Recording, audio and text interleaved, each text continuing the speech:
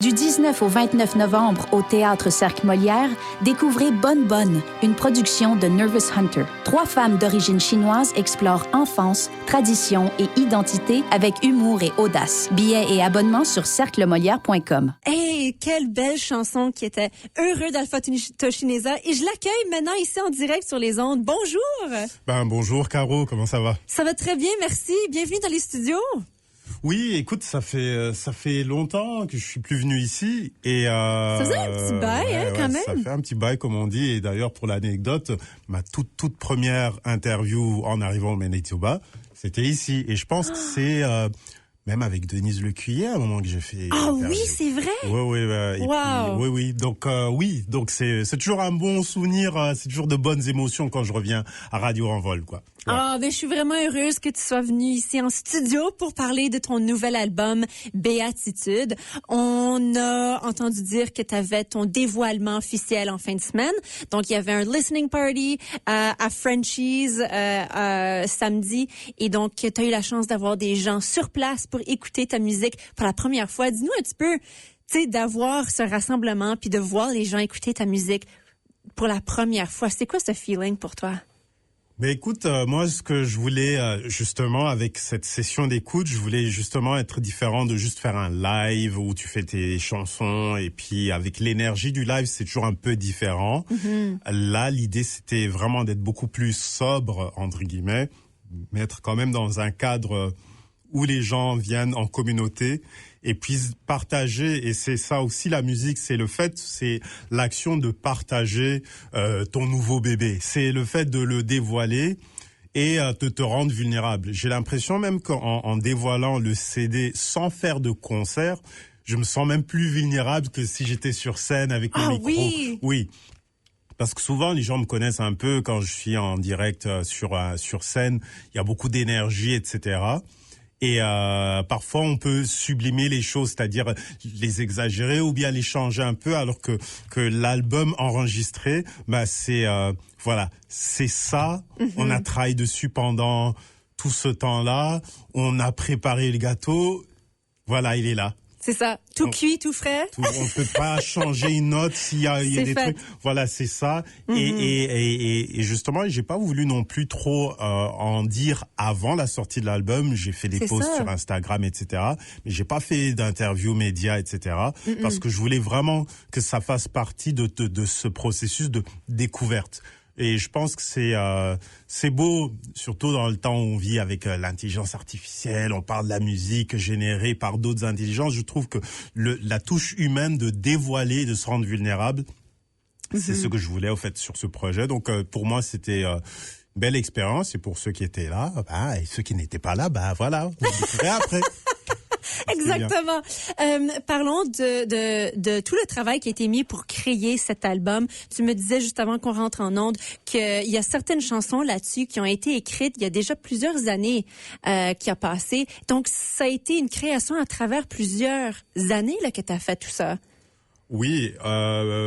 Tu sais, chaque projet, tu travailles dans les arts aussi, donc tu vois que parfois il y a des projets qui te prennent plus de temps, d'autres moins de temps, et puis même ça, c'est mon 3e album en tant qu'Alpha Toshineza. Il y a plusieurs albums que j'ai faits et chaque album a un autre processus.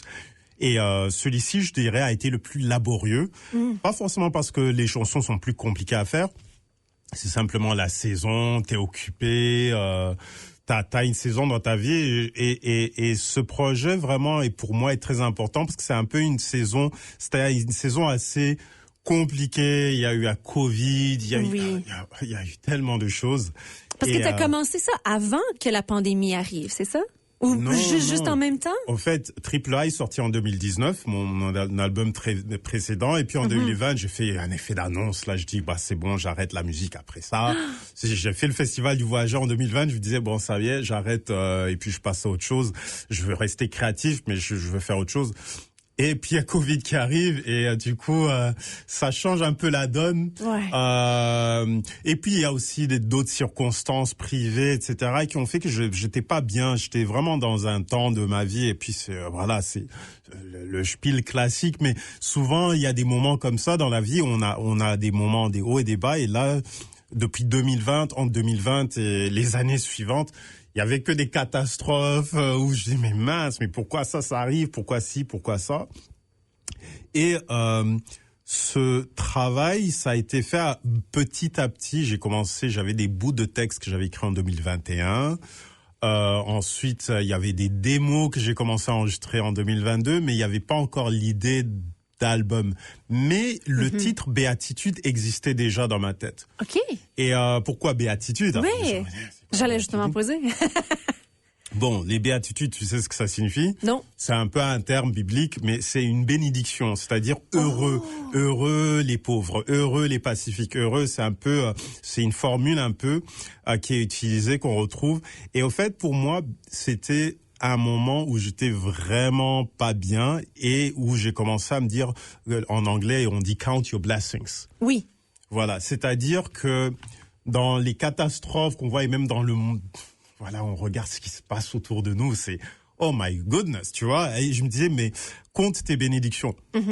Compte, voilà, tu te lèves le matin, tu vois le soleil, tu vois les aurores boréales, et je veux dire.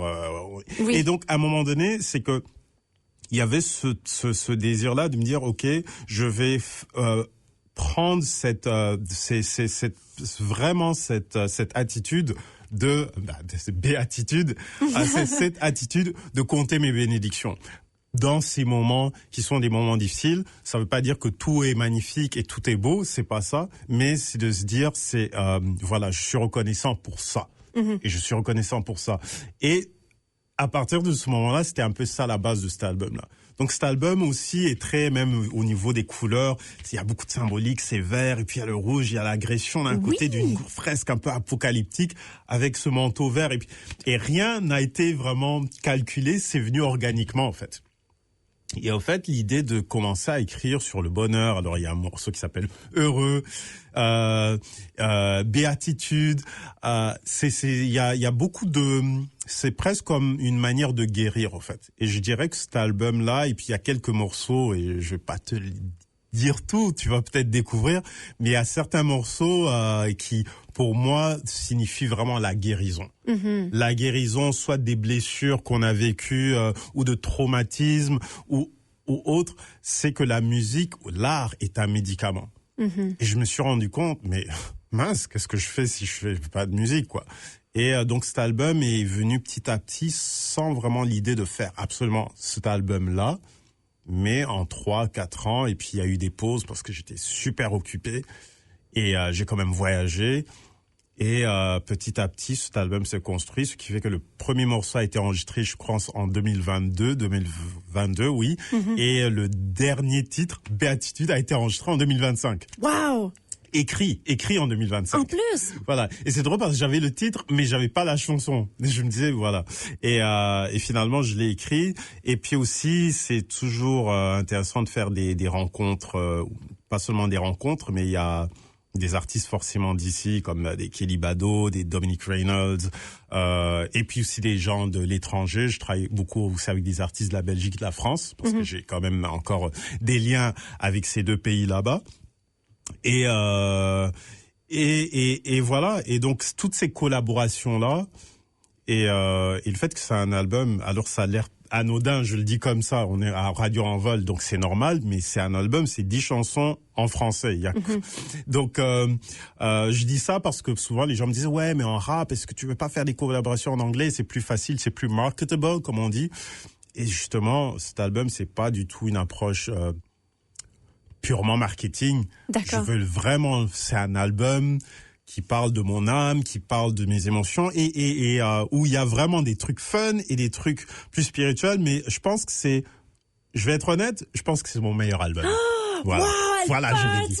Tu le dis officiellement. Ben oui, puis tu me disais en plus que chaque chanson dans cet album raconte une histoire ou a une histoire, justement. Donc, un peu comme tu disais que tu étais dans un temps dans ta vie où tu cherchais la guérison, tu cherchais quelque chose de peut-être spirituel. Tu pourrais te dire, en écoutant ces chansons, tu te retrouves un petit peu dans ce moment dans ta vie où tu étais et ce que tu cherchais? Tout à fait. Et je vais même rajouter ce qu'il y a, c'est que parfois tu entends, oui, quand tu vas mal, tu écris. Moi, en fait, c'est spécial, c'est parce que moi, j'arrive très rarement à créer lorsque je vais pas bien. C'est-à-dire que c'est souvent rétroactivement que j'écris. D'accord. C'est-à-dire, par exemple, lorsqu'il y a eu, par exemple, George Floyd, etc., j'ai très peu... Je savais pas comment m'exprimer par rapport à ça. Tu vois, parce que c'est tellement... Voilà, et puis, ça, c'est un exemple, mais il y a tellement de choses qui sont tellement dures, là. C'est lourd, c'est difficile, oui. Tu dis, voilà, moi, voilà, et j'ai besoin, en fait, d'avoir ce processus où je rentre dans ma grotte ou je sais pas où. Je continue à vivre, mais je suis en mode survie. Et ce n'est que 2 ou 3 ans après, c'est comme une catharsis ou une psychanalyse carrément. Je commence à écrire en rétrospection des 5 ou 4 dernières années. OK. En me disant, mais mince, d'où est-ce que je suis sorti? 2020, c'était quoi Covid là? Oui. Tu vois, en fait, je sors d'un truc. Est-ce que c'est vrai ce qu'on a vécu ou c'était un rêve? Il y a tellement qui s'est passé, puis on se perd un petit peu dans tous ces événements. Et l'exemple, par exemple, de Heureux que tu viens de jouer, c'est ça. Je dis, wow, ok, j'ai besoin d'être sur une île là. Faut lâcher. Oui, oui. Ok, oui. Je suis sur une île. Qu'est-ce qui s'est passé au fait? Et le titre commence on a fait naufrage. Et non, je ne mourrai pas. C'est genre vraiment, voilà, le bateau a coulé, tout s'est détruit et j'ai atterri sur une île. Et je suis là, ok, what's next, quoi? Qu'est-ce qui vient de se passer? Et c'est à partir de là que se développe ma chanson. Et tout cet album part de là, en fait. D'accord. C'est, waouh, je viens de vivre un truc là, mais ok, laisse-moi le temps de réfléchir. Et puis je commence à essayer de trouver des mots et aussi des mélodies aussi. Et cet album est assez intéressant parce que vraiment au niveau mélodie, au niveau arrangement, j'ai travaillé avec plusieurs types de musiciens. Voilà, on a des Jean-Luc Loisel qui a la batterie, on a des guitaristes, on a de tout, vraiment moi on reconnaît des noms justement par rapport à tes collaborations. Kelly Bado par exemple qui revient pour une chanson, t'as Dominic Reynolds, il y a Ziki qui est là, donc t'as des vraiment belles collaborations dans tout ça. J'imagine que pour eux autres aussi, c'était comprendre un peu ta vision de où tu voulais t'en aller dans ce que tu racontais dans cet album, dans tes thèmes? En fait, pour toutes les collaborations, moi, en général, quand je travaille avec des artistes, je travaille toujours par affinité personnelle. C'est-à-dire que forcément, vu qu'on écrit des chansons et qu'on est vulnérable, on est des artistes, voilà, c'est par rapport à nos sensibilités et aussi par rapport même aux fréquences. Je veux dire, je donne un exemple de Nick Reynolds, là, Beverly, moi j'écoute les autres artistes, j'entends, j'écoute et puis j'entends une chanson et je dis mais voilà, cette voix, elle vibre avec la fréquence de tel message que j'ai envie de passer. Donc même quand je fais des collaborations, c'est jamais marketing, c'est jamais juste ce serait bien de mettre tel nom avec tel nom, c'est vraiment par rapport à la sensibilité que je veux dégager dans cette chanson-là ou dans ce texte-là. Cette voix colle mieux, cette guitare, voilà. Et c'est comme ça. Et puis aussi, souvent, c'est des collaborations qui se font tellement naturellement parce que, voilà, on se parle, on échange et souvent, déjà, je leur apporte la mélodie ou l'idée ici. Ah ouais. Et voilà, ils embarquent tout de suite, quoi. C'est ça. Donc, voilà. Vous vibez, comme on dit. Vibe, ouais, c'est ça. C'est ça. It's a vibe, ouais, c'est ça. Complètement. T'en avais touché un petit peu, mais j'aimerais revenir là-dessus. Parlons de l'image qui se retrouve sur ton album. C'est, on dirait une grande, comment même décrire? Est-ce que c'est un lieu qui existe vraiment? Est-ce que c'est une peinture? C'est, on voit tellement de couleurs. On voit un homme avec du feu qui sort des yeux sur un cheval avec plein d'autres. Ouais. Et toi devant. Ouais. Mais où as-tu pris cette photo?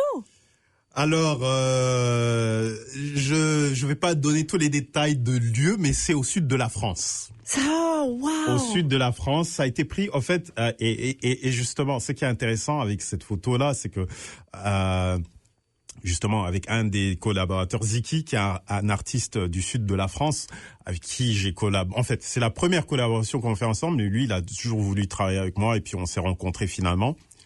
Et on est parti un peu en escapade, prendre des photos, photoshoot, etc., faire des vidéos. Et on tombe sur ce vieux monastère, en fait. C'est un vieux monastère où il y a cette fresque-là. Et cette fresque, c'est un peintre, c'est une fresque contemporaine. Et c'est vraiment cette image apocalyptique de ce chevalier qui vient. Vraiment, c'est le grand jour, tu vois, avec son manteau rouge. Et il s'avère que j'étais habillé avec mon manteau vert, donc il y a rien qui a été en fait calculé. Non, mais c'est parfait. Et puis du coup, cette photo, et on en a fait plein, on en a fait beaucoup de photos. Et lorsqu'il fallait faire l'album cover, je me suis dit mais c'est cette photo-là quoi. Et j'avais plein d'autres options. Et c'était comme si je voulais fuir cette option-là qui était tellement manifeste parce qu'elle représente exactement le résumé de mon album. C'est-à-dire dans ce temps où tout est grandiose, ou parfois, c'est des temps lourds, comme on dit. Et puis, t'as ce personnage-là qui est moi qui regarde un peu pas dans le vide, mais en disant, voilà, moi, au milieu de tout ça, j'ai ma petite place et j'essaye de guérir.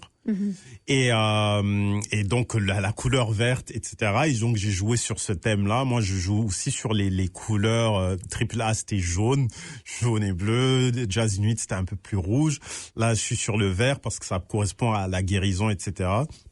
Et ce regard qui fuit un peu. Donc donc c'est une fresque, c'est une vraie photo, c'est pas un photomontage, c'est pas de l'IA, c'est vraiment c'est une vraie muraille grande muraille, c'est géant ce truc et on a vu ça, on dit waouh. C'est incroyable. C'est assez majestueux et j'aime que même ton chandail matche un petit peu une couleur bleu verte qui se retrouve. Oui, c'est ça, c'est ça. Oui. Je dis wow. Ouais, c'est ces petites touches de vert turquoise. On dirait comme si Alpha Toshineza fait partie de la muraille, quasiment. Tu rentres dans ce mélange de couleurs, mais c'est merveilleux. Alpha, cet album est maintenant disponible à acheter. On peut commander le CD physique. On peut aussi retrouver tes chansons sur les plateformes streaming, par exemple comme Spotify, comme partout. Tidal, Apple Music, Bandcamp, iTunes, et puis au Franchise qui est sur 260 tachés. Ils ont les CD en digipack, Et puis on a aussi des chandails. Alors le triple A, le logo Alpha Toshineza en vert. Et puis on a aussi des chandails. Voilà, on a ça aussi. Avec Béatitude, il y a la belle image là-dessus. Voilà. Longue manche. Mais oui, donc la marchandise à acheter en plus. Alors si les gens veulent retrouver tout ça, on les invite à aller au Franchise Records and Coffee sur l'avenue Taché. Alpha, on va se laisser sur une dernière chanson de ton album. Oui. Pourquoi pas. Je vais proposer, est-ce qu'on veut proposer avec une collaboration? Oui, vas-y. On peut y aller avec soit avec Ziki ou avec Dominic Reynolds. Allons avec Dominic. Allons avec Dominic Reynolds. On lui fait une dédicace. Merci beaucoup. Et honnêtement, je dis c'est une de mes chansons préférées sur l'album. Donc voilà. Alpha Toshineza, merci beaucoup. Allons avec une chanson de ton album Béatitude. Voici Beaver Hill avec Dominic Reynolds.